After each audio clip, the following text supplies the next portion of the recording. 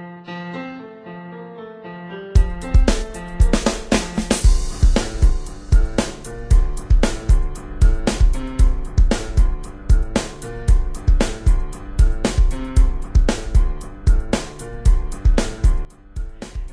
and welcome to Transformation Now, which is a division of SoaringHigher.rocks.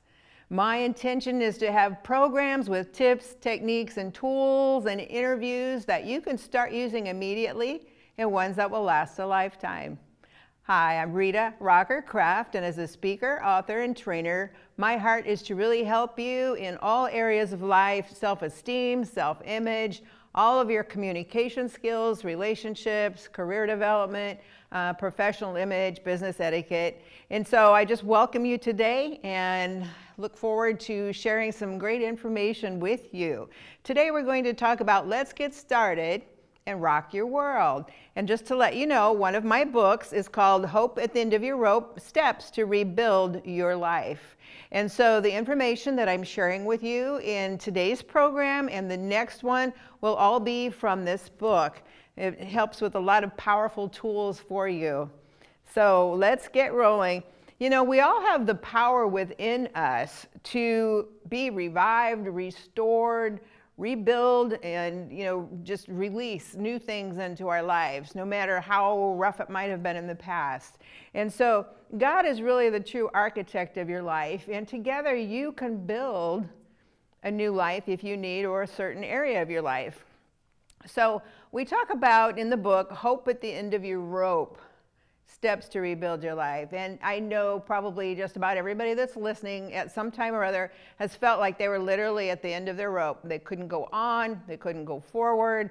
Something had happened to kind of put them at the bottom, so to speak. And so in chapter 1, we talk about soaring up to wholeness, to be whole and complete again when it feels like a piece of us is gone. And so we want to burst out of that cocoon. We know what a cocoon is and how the little caterpillar is all bound up there. And so many times in life, it's like, oh my gosh, I feel like I'm in this little caterpillar and I can't move. I can't get out of the situation I'm in. So we're going to talk about ways to burst out of there and to grab a hold of your own rope, which is connected to God, and take flight and soar. So we want to focus on powerful new ways to grab a hold of that rope. And there is so much synergy in that rope. We think of a rope as strands.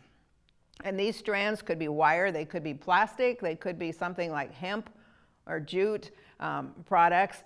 And they're twisted and twisted and twisted and round around together. It's where one little strand wouldn't hold us, but we have that synergy with God to be strong, to be powerful, to raise up with that rope and the end of the rope. And then we connect with other people, and I'll talk to you a little bit more about that too. So we want to explore ways to find that rope. Again, it could be God, it could be a neighbor, it could be someone at church, it could be through an organization who really cares about you and wants to provide synergy with you to be a lot stronger and to move forward and to rise above.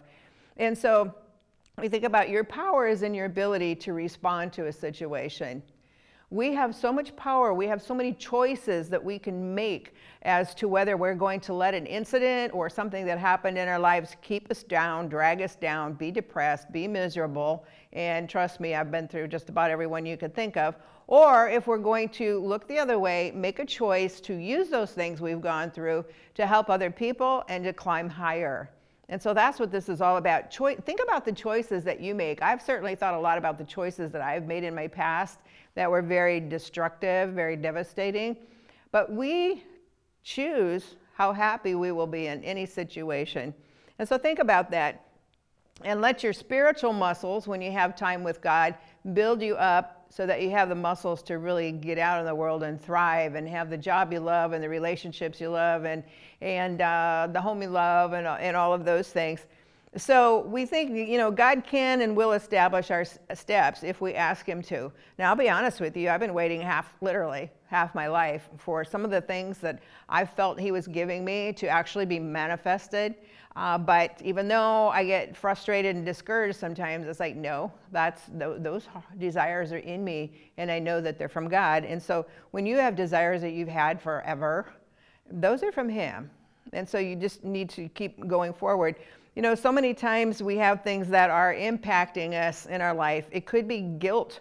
We feel guilty about something that we did or something that happened, or maybe we should have shown more love to someone who's not there anymore, those kinds of things.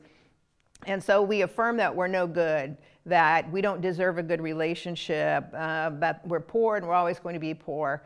I think in second grade, we had to stand up and read these little problems in the math book, and for some reason, I said "and" instead of the word "add," and she told me to repeat it, and I said and then the addition, and she mocked me and made fun of me in front of the room of second graders. And so that carried with me feeling like, well, you're stupid in math.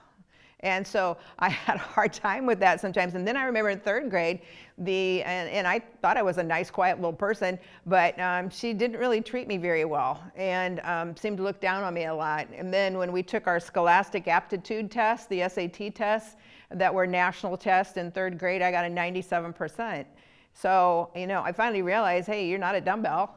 And then she started treating me differently. And so sometimes just something that could be so little can really affect us and keep us from doing those things that we really are good at, that we love and we want to be successful in. And so you all have so many talents, so many abilities. And so hang on to those. And when we don't want to look back at the things that we failed at or we felt like we were a failure, but rather to go forward. Adversity can knock the wind out of us. And you've all been through adversity. I've had loss of loved one and a husband and many serious illnesses and surgeries. And we lose people, we get betrayed. But again, we have choices to make. I have a friend who, if somebody says something that's very minor, she'll go for months and be really angry at them. I don't know why I'm so angry. I can't let go of it. Well, yes, you can let go of it if you choose to. I remember hearing several years ago, it was a pastor that he's retired now, was in Omaha, and he talked about even unforgiveness, when we're not forgiving ourselves or someone else who hurt us. And so we feel like, oh gosh, well, I guess I don't deserve anything. I'm kind of a failure. And he said, what happens with unforgiveness? And this is maybe a little bit crude, but like he said, it's kind of like a bird flies by and drops one right on your nose. And he said, all we can see then, we can't see all the beauty around us. We can't see all the great things that are happening to us. Why? Because all we can see is that bird dropping at the end of our nose. And I thought, oh my gosh, that is so true. How we can be so frustrated with something that happened to us to where that's all we see. And our world gets smaller and smaller as we get angrier and have so many more frustrations and problems. So again, it's choice. It's a choice to take the nose through the car wash, let it go. That's the only thing I remember really about Frozen is the let it go, let it go. But that is so true. There's so many things we can let go of and move on and not let them control our lives any further. So think about that. Ask God to help you fill or replace those things in your life that have been such a problem, and knock the wind out of your sails maybe. Whether it's somebody who betrayed, left, again, died, a job that you loved and had for 20 years and all of a sudden it's gone. And so think about those things and ask God to show you a new picture, a new life, and he will do that. We all have longings in our heart, tuggings in our heart, and so you want to visualize those things and think, well, I can't do this, I don't have any money. Well, that's okay. You move forward doing everything that you know to do, and those provisions will be supplied to you as you move forward. Proverbs 28:9-18 says, without a vision, the people perish, and that is so true. There's an old saying that says, he who aims at nothing shall surely hit it every time. And that is so true. If we don't have anything to aim at, of course we're going to hit it, which is nothing. And so always think about that and have a vision seeing yourself speaking, seeing yourself owning a business, seeing yourself doing that thing that you love and that you want to do. You know, sometimes maybe a parent says, oh, no, son, you have to be a football player or a hockey player or whatever. And so this kid tries so hard to be in sports and doesn't do well at all, and so gets kind of, you know, looked down on or talked down on from a parent, when actually the person really excels in technical computer things or in music or something else. And so always think about that. What's the vision you want, the job you want? And that's the one you want to think about and be very specific in that. And that makes such a huge, huge difference. You know, sometimes have we sabotaged ourselves out of fear? I know, fear of rejection.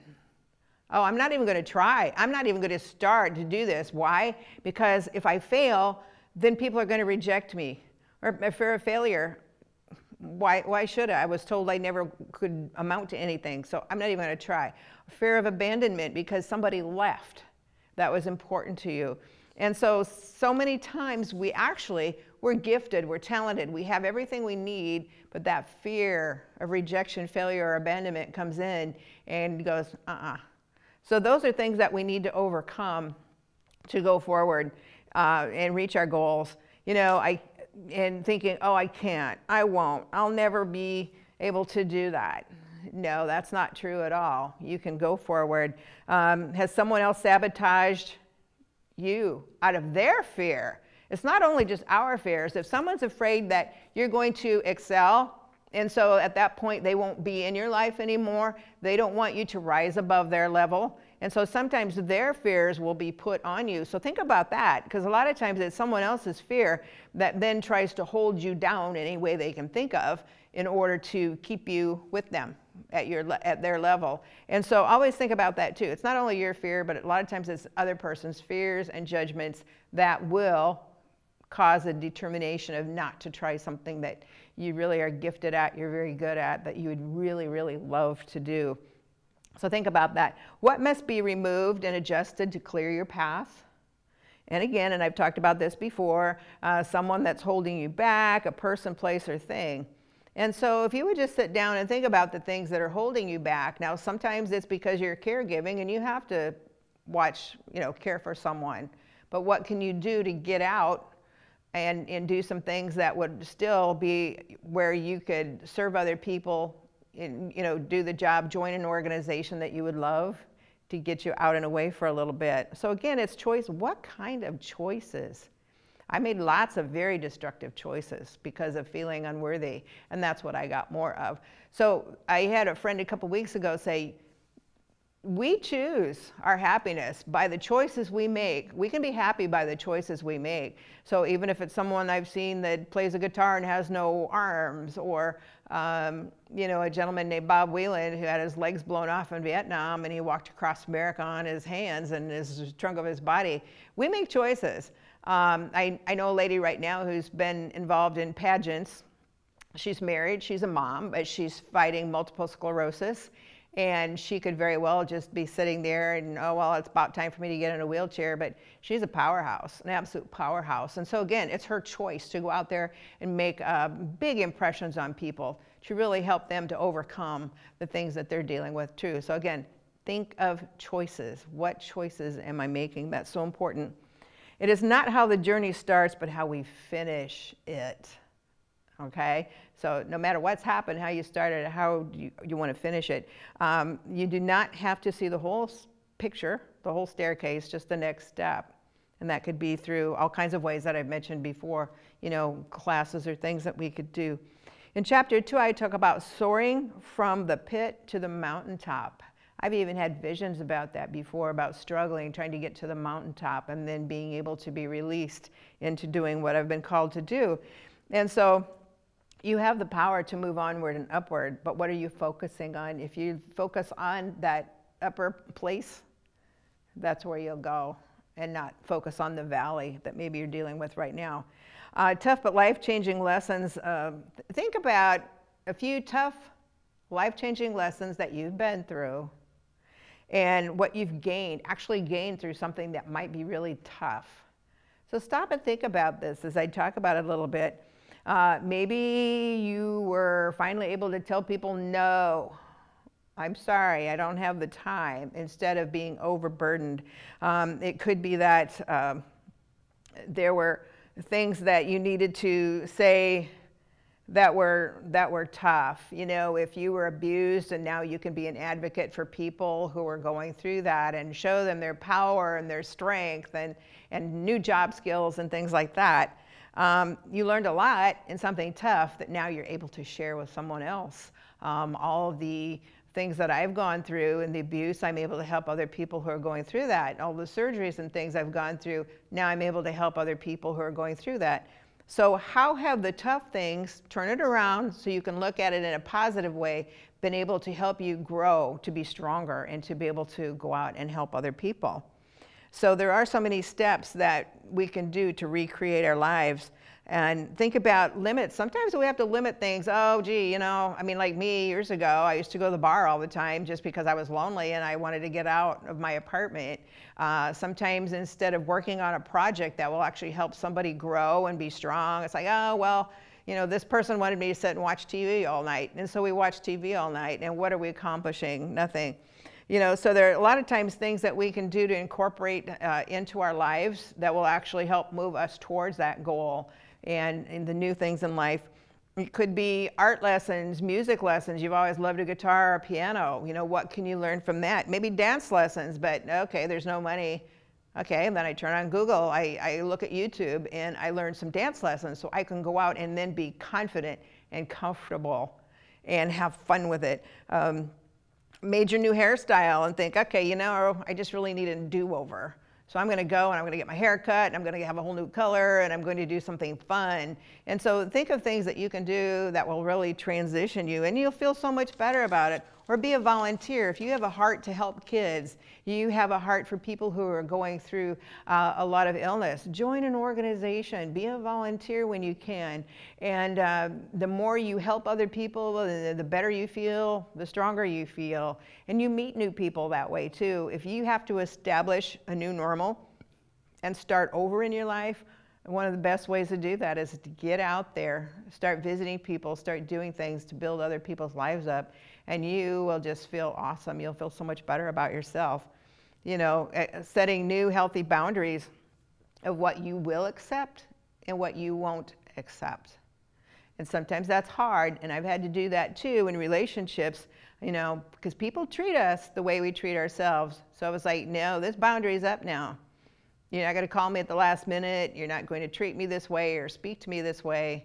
This is what I deserve. And you know, those people will eventually kind of fall off and you'll start attracting new positive people into your life because you're treating yourself with respect and with love and goodness and never accepting mediocrity from another person and, you know, thinking they can get by with doing certain things, treating you a certain way. No, not anymore, not anymore. New flattering look, like I talked about, and watch people that you really admire. How do they dress? How do they act? How do they communicate? So you can start emulating some of those things and bringing them into your life to build up confidence and better communication skills, better relationships. Classes or free webinars are very, very important too, to again help you to grow and to learn. So think about those things that you can do. Lessons that you learn, you know, you decide what your worth is. You decide what your worth is, not what somebody said, not what somebody did or didn't do. They don't have the right to determine your worth and your value. And that happens so many times in life, especially when it's done when we're little. And so I think you are the one who decides what your worth is. And you are worth everything. You're extremely valuable. So remember that. You know, in chapter 3, I talk about all things can work together for good. And sometimes I wonder, how in the heck can that happen?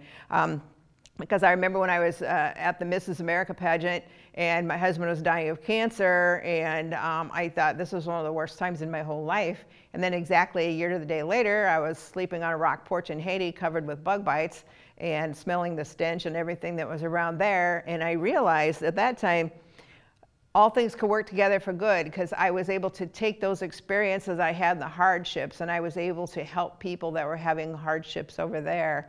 And it was a very good lesson about being grateful. Big lesson about being grateful for what I had. I remember when my late husband was at City of Faith Hospital in Tulsa, Oklahoma, because the church wanted us to have prayer combined with medical. And so we were down there for 6 weeks, and I had to literally live in his room.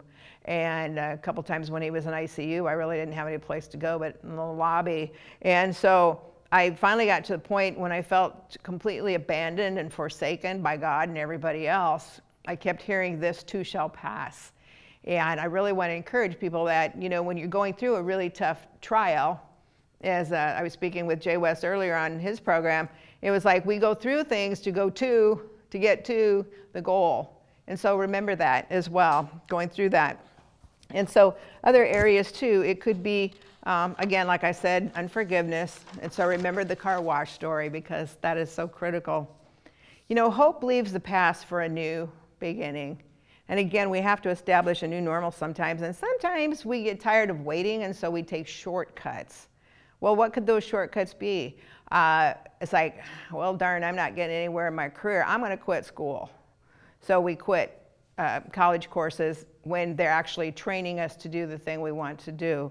Or I'm tired of being alone, so I'm just going to go find somebody, instead of waiting a little bit longer so God can bring us the right person and we don't get mixed up in the wrong relationship or the wrong job or in so many areas because we quit too soon. So I really want to encourage you to not quit too soon.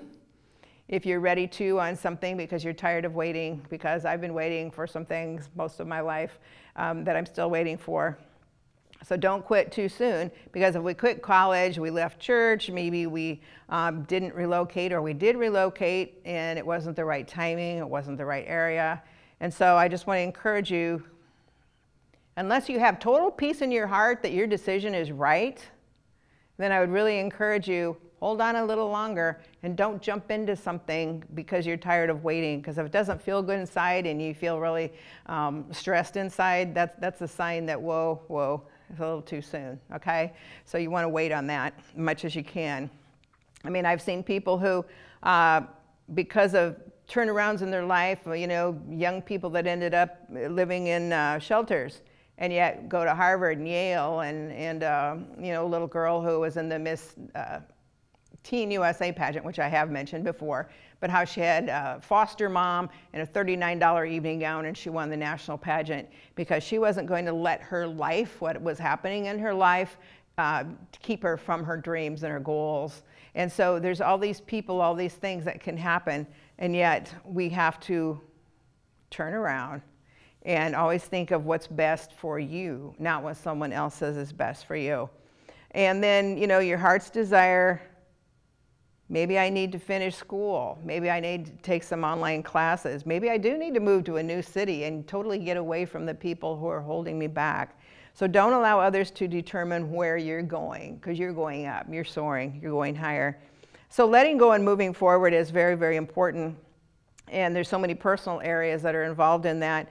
So ask God to let you see yourself through his eyes, because he can show you this powerful, wonderful person who's so talented that maybe you're not seeing right now. No one could look backwards and make a brand new beginning, so you have to look forward.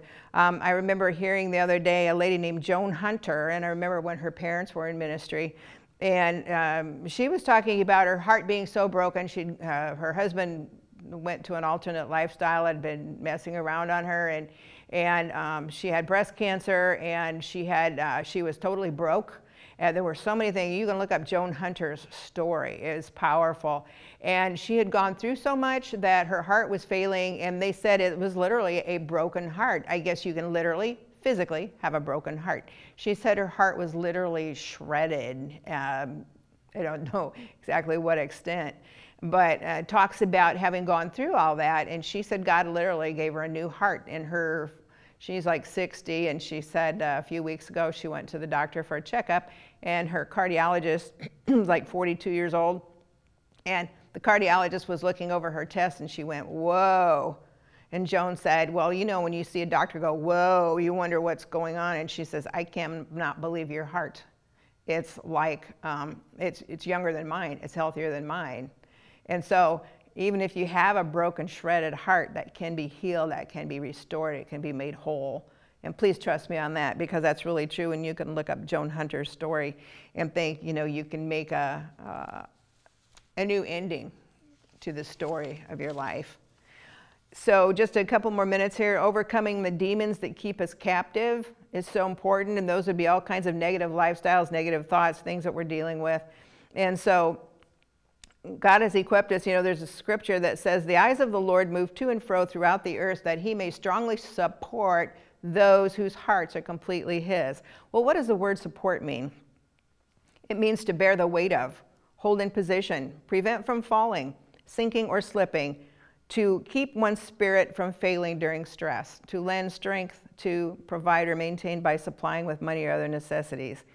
So you know that you can overcome with the support, first of all, of God, your Father, of other people, organizations, churches, positive people. Pray for new friends. I prayed for new friends, and God is always faithful to do that. Pray for new friends that can be like family members to you if you need to, and go to those areas of support so that you can overcome those things that have been keeping you captive. And so I'm going to finish up on this in the next program. I invite you to come back and listen to that. And so just retraining our minds, retraining our hearts to go forward and do the things that you really love to do, that you're capable of doing in your life, and to soar higher. So thank you so much. Look forward to seeing you next time. God bless.